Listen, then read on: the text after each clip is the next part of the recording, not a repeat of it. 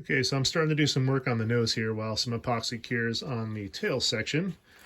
I'm basically going to try to remove as much weight from this like all the rest of the plane. I can see a lot of places. Number one, I just removed the two big panels that hold all of the stuff that fancy turbine people use, like, I don't know, gauges and boxes and valves and stuff. I'm using electric gear, so I don't need any of this stuff. So I'm losing these two big panels most likely, and whatever stuff people usually have in there, that's all not going to be there, so that's good.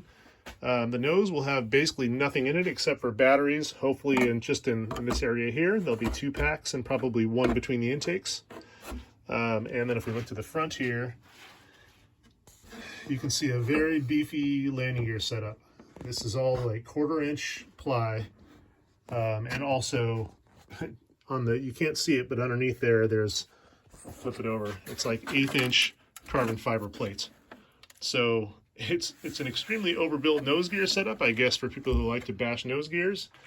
Compared to the main gear mounts, this is like 10 times as heavy duty. So I'm expecting not to have a lot of nose gear weight in this plane, and this is way overbuilt for what I want. And it won't really work with the landing gear I'm putting in here.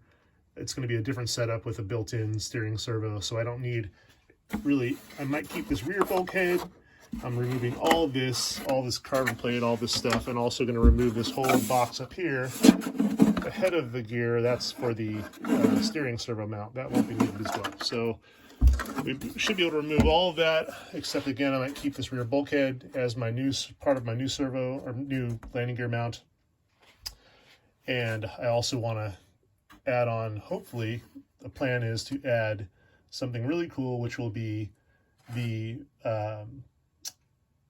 I guess you'd call it the multi-position nose gear. So I want to have this so I can raise the nose like a scale F5.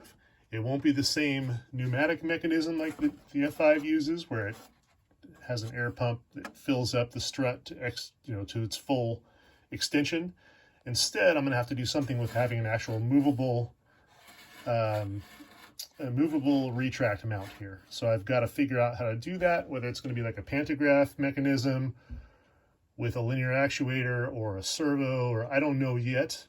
So that's another reason why I'm trying to get as much of this weight out of here as I can, because I'm going to have to add some back in with that, because I really want to have that variable nose height, the low rider setup for the takeoff of the F5, because it looks cool, and the big thing is it really helps with the jet taking off smoothly. Since I don't, especially for right now, until I build custom wings, I'm stuck with the main gear position pretty much being where they are. I might try to modify that a little bit.